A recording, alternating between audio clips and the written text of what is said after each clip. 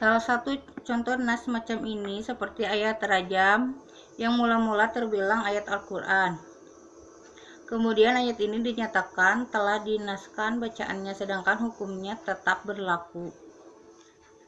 Ayat rajam itu berbunyi, as-sayhu was-sayhotu ida jenaya parjumuhumal battata nakalam minallahi wallahu azizun hakim. Yang artinya orang tua laki-laki dan perempuan yang berzina, maka rajamlah keduanya itu dengan pasti. Ini termasuk ke dalam surah Al-Baqarah. Selanjutnya, anas juga ada yang disertai dengan pengganti dan ada yang tidak disertai dengan pengganti. Nas dengan pengganti terkadang penggantinya lebih ringan sebanding dan terkadang lebih berat. 1. Anas ila goiri badal, yaitu nas tanpa pengganti.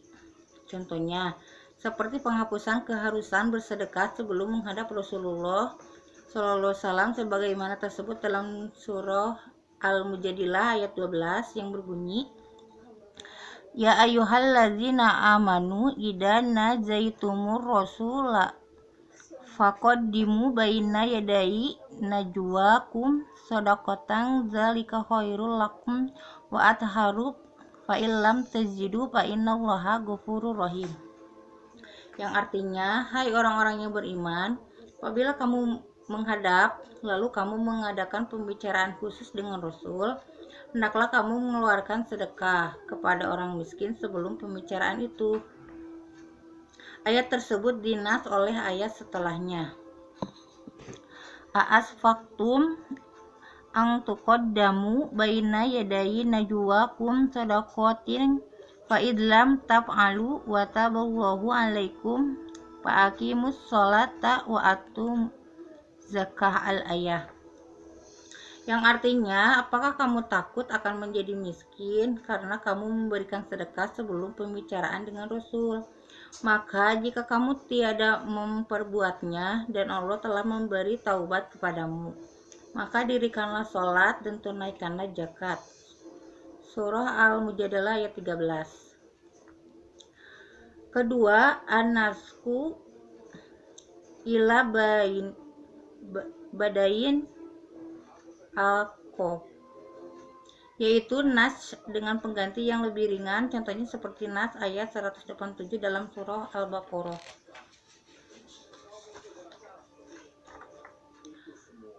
Uhilla lakum lailatas siyam mirrofasu ila nisaikum al-ayah, yang artinya dihalalkan bagi kamu pada malam hari bulan puasa bercampur dengan istri-istri kamu.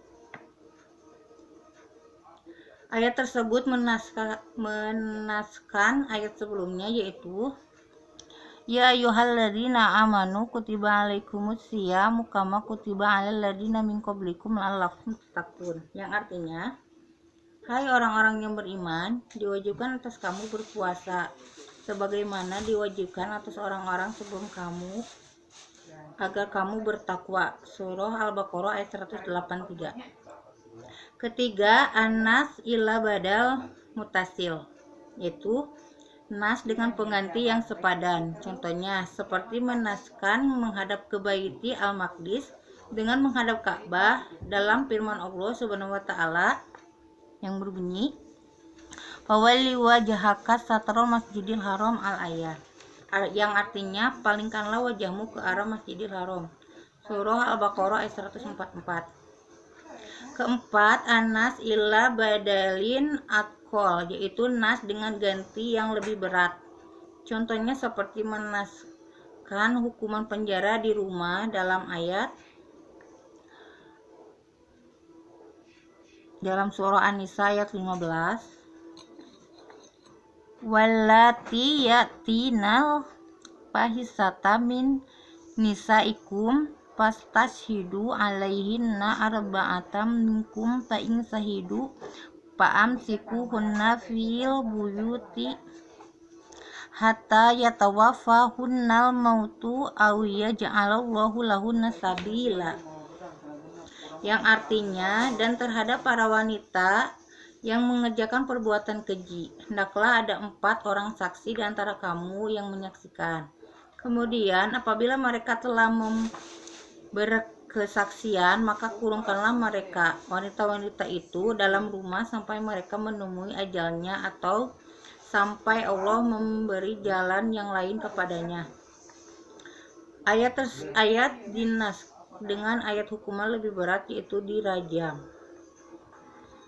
Az-zaniyatu waz-zani fajlidu kulla wahidin minhuma mi'atah zaldati wala ta'khudhukum bihima ra'fatum fi dinillahi in kuntum tu'minuna billahi wal yaumil akhir wal yashhad adzabahuma ta'ifatum minal mu'minin, yang artinya, perempuan yang berzina dan laki-laki yang berzina, maka cambuklah tiap-tiap seseorang dari keduanya 100 kali cambukan, dan janganlah belas kasihan kepada keduanya mencegah kamu untuk menjalankan agama Allah.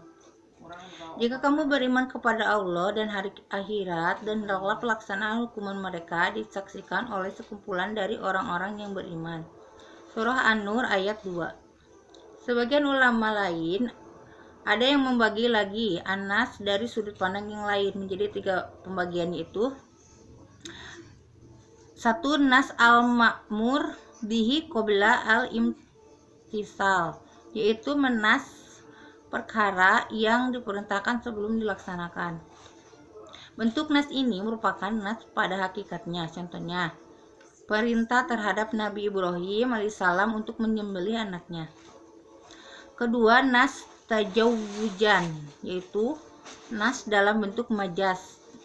Contohnya, perkara yang diwajibkan kepada umat sebelum kita seperti kisos, kemudian disyariatkan diat sebagai penggantinya, dan perkara yang bersifat global kemudian dinas seperti menghadap ke Bait al-Muqaddas dinas dengan menghadap Ka'bah, dan seperti nas puasa Asyura dengan puasa Ramadan. Ketiga, nas ma'umiro li sababin, yaitu nas perkara yang telah diperintahkan karena suatu sebab kemudian sebab itu hilang. Contohnya seperti ketika umat Islam lemah dan sedikit diperintahkan untuk sabar dan tidak melakukan jihad. Kewajiban itu dinas dengan berperang. Apabila dilihat dari segi keluasan jangkauan nas terhadap hukum yang dikandung dalam suatu ayat, maka nas terbagi pada 2 macam, yaitu nas kuli, yaitu nasak yang mencakup seluruh hukum yang terkandung dalam suatu ayat. Misalkan penghapusan idah wafat selama 1 tahun yang diganti 4 bulan 10 hari. Dan nas juz'i, yaitu menghapus hukum umum yang berlaku bagi semua individu dengan hukum yang hanya berlaku bagi individu, atau menghapus hukum yang bersifat mutlak dengan yang bersifat muqayyad. Ditarik dari kesimpulan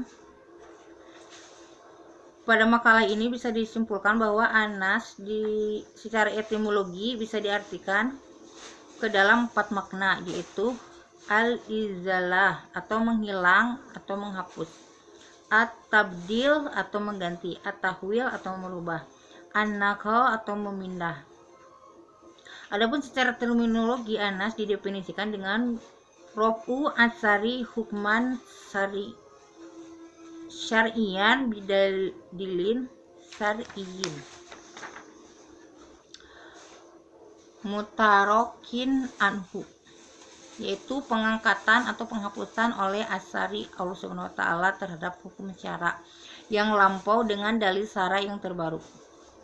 Dengan pengertian di atas, jumhur ulama berpendapat bahwa anas diperbolehkan baik secara akal ataupun syara, dan telah terjadi pula dengan hukum-hukum berdasarkan dalil-dalil yang bersifat akli dan nakli.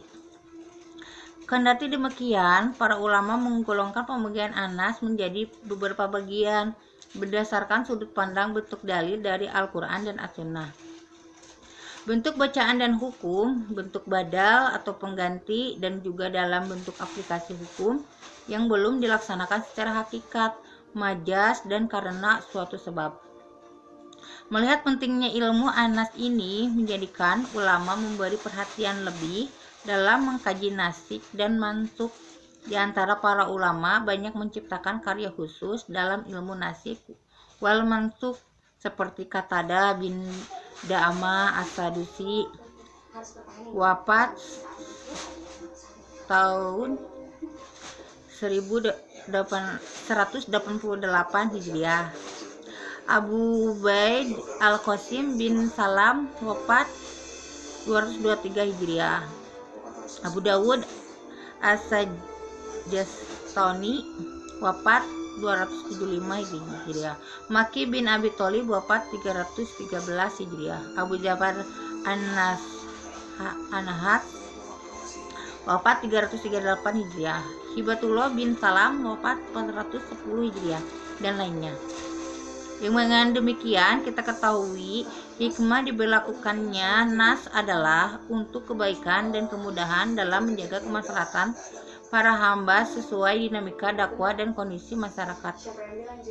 Demikianlah pembahasan abrogasi dalam Al-Quran, studi nasik dan mansuk dari kelompok 5. Assalamualaikum warahmatullahi wabarakatuh.